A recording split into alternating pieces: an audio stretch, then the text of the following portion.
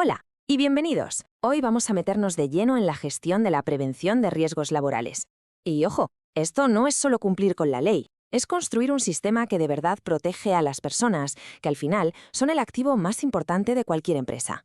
Vamos a desglosar el marco legal y las herramientas clave para que este sistema sea eficaz. ¡Empezamos!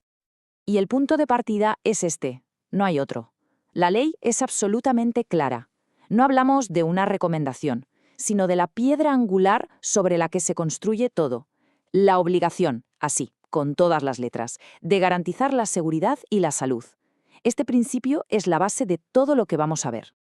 Bien, esta va a ser nuestra hoja de ruta. Vamos a ir paso a paso. Primero entender la obligación de gestionar la prevención. Después veremos cómo organizarla, qué es el plan de prevención, cómo se hace una evaluación de riesgos y cómo se planifica la acción. Y cerraremos con la idea de mejora continua. Pues arrancamos con el primer punto, la gestión preventiva. A ver, la ley insiste en que la prevención no puede ser un departamento aislado o un montón de papeles. Tiene que estar integrada en el sistema general de la empresa. Vamos, en su ADN. Y esto afecta a todas las actividades y a toda la jerarquía, desde la dirección hasta el último puesto. Entonces, ¿qué es exactamente gestionar la prevención? Pues fijaos en la definición. Es un proceso continuo. Y esa es la palabra clave. Continuo. No es algo que se hace una vez y nos olvidamos, sino un ciclo constante de actividades y decisiones para proteger al equipo. De acuerdo. Ya tenemos clara la obligación legal. El siguiente paso lógico es la organización.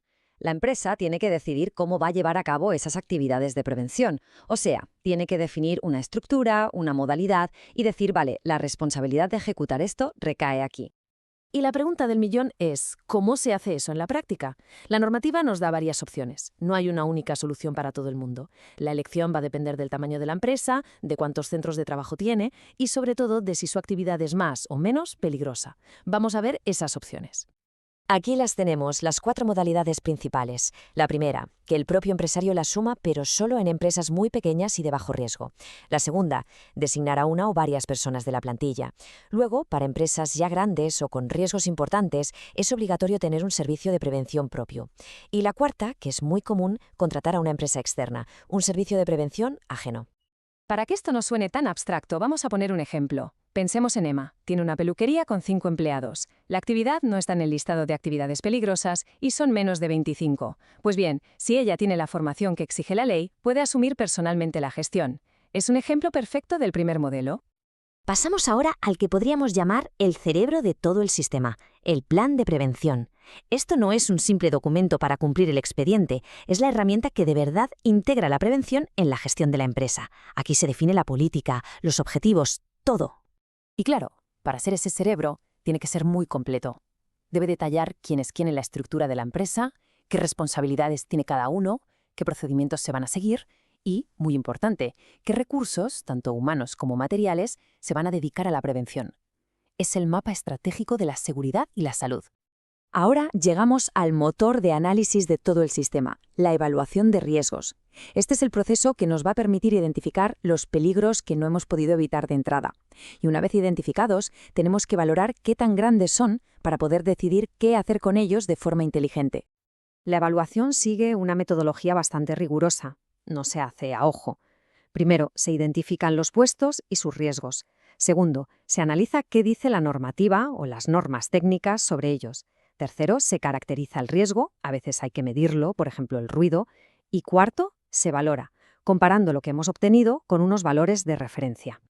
Esta matriz es una herramienta visual muy potente para estimar el nivel de riesgo. Fijaos, cruzamos dos factores. Por un lado, la probabilidad de que ocurra el daño, baja, media o alta, y por otro, la severidad de ese daño, desde ligeramente dañino hasta extremadamente dañino. El cruce de los dos nos da un nivel de riesgo, que puede ir de trivial a intolerable, y esto nos va a servir para priorizar. Y claro, esta valoración tiene consecuencias muy prácticas. Cada nivel de riesgo nos exige una respuesta.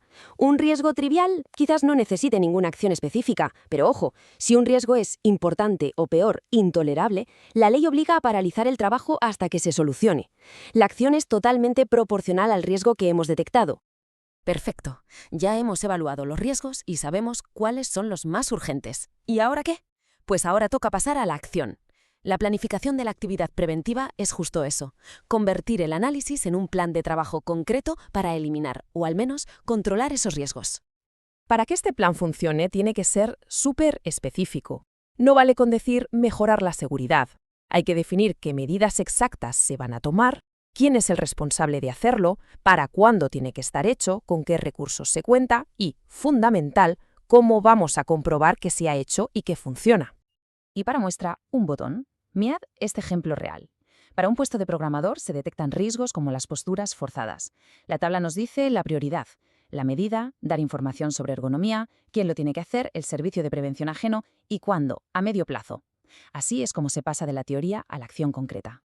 Y con esto llegamos a la idea final, que es absolutamente clave. Todo este sistema de gestión no es algo estático, no es un proyecto que empieza y acaba. La prevención, si se hace bien, es un sistema dinámico, es un ciclo que nunca para, un ciclo de mejora continua.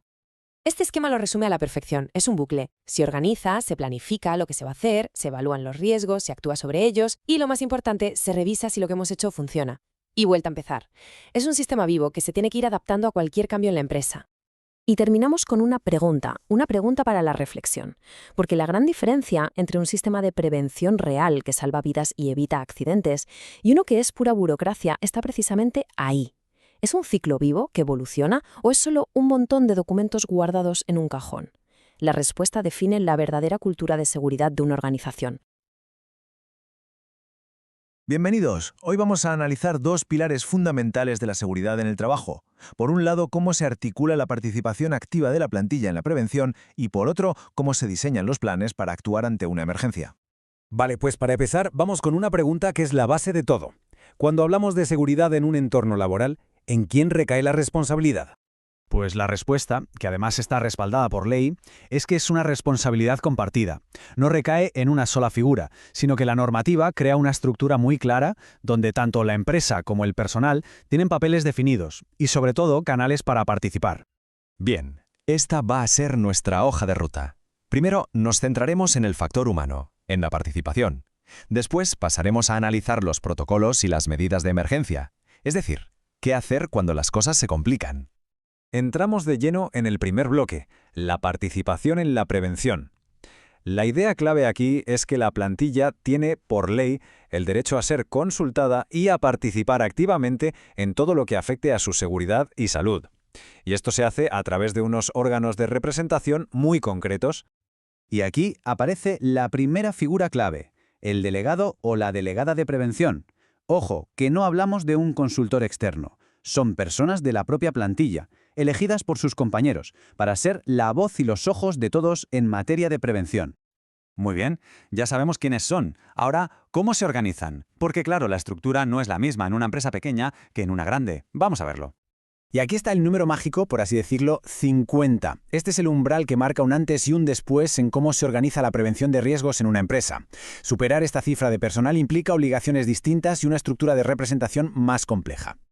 Esta tabla lo deja muy claro. El sistema está diseñado para escalar. A más plantilla, lógicamente, más representación. Fijaos cómo el número de delegados va creciendo para asegurar que la voz del personal esté siempre presente, sin importar el tamaño de la organización.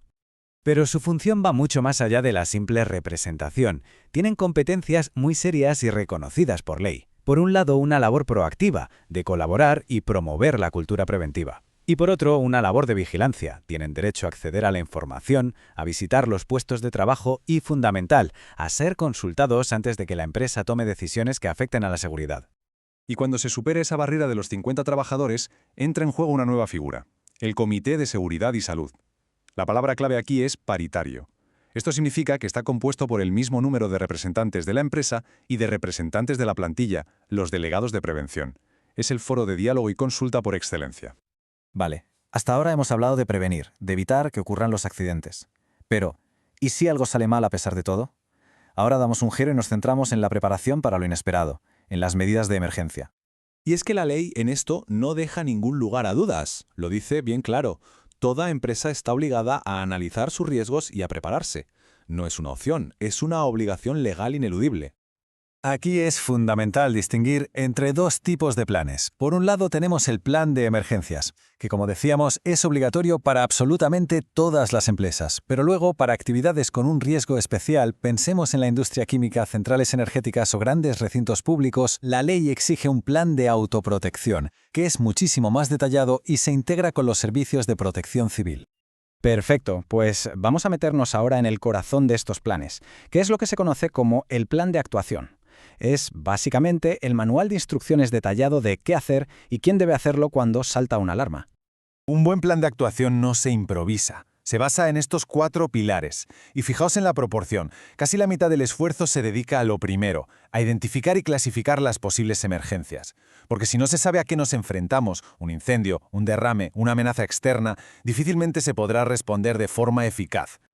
Y esa clasificación no es trivial. Se establecen niveles muy claros para que la respuesta sea siempre proporcionada.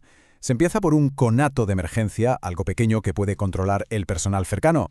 Si la cosa se complica, pasamos a una emergencia parcial que ya afecta a una zona concreta. Y el nivel máximo es la emergencia general, que implica una movilización total de recursos y normalmente la evacuación completa. Claro, un plan en un papel no sirve de nada. Lo que de verdad importa son las personas que lo tienen que poner en marcha. Así que vamos a ver quiénes son esos equipos de emergencia y cómo se organizan.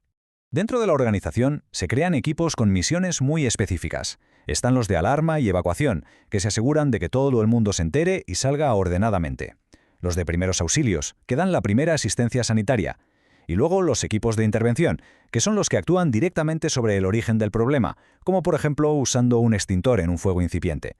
Y si finalmente hay que evacuar, existen unas reglas de oro que son universales y que todo el mundo debe conocer y seguir a rajatabla. La calma es lo primero. Nada de pararse a recoger objetos personales. Se camina rápido, sin correr. Y por supuesto, nunca bajo ningún concepto se utilizan los ascensores. El objetivo es llegar al punto de reunión exterior de forma segura. Entonces, para ir cerrando, la conclusión es bastante clara. La seguridad real en un centro de trabajo se apoya siempre en estos dos grandes pilares. Por un lado, una plantilla formada, implicada y con voz a través de sus representantes, y por otro, unos planes de actuación robustos, conocidos y bien ensayados. Y con esto llegamos a la reflexión final que creo que es la más importante. En el lugar donde cada uno trabaja, ¿ese plan de seguridad es algo real que la gente conoce y practica? ¿O es simplemente un documento que duerme en un archivador? La diferencia entre una cosa y otra, como hemos visto, es crucial.